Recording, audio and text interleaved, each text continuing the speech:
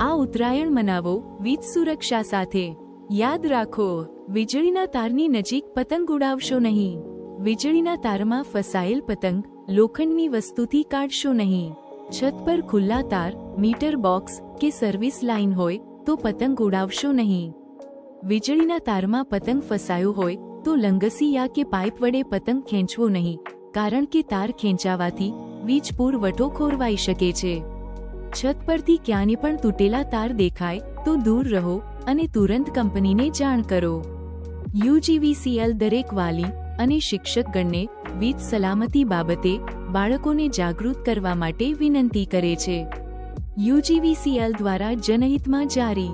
વધુ જાણકારી માટે યુજીવીસીએલના ટોલ ફ્રી નંબર 1800-233-155335 અથવા 19121 પર સંપર્ક કરો।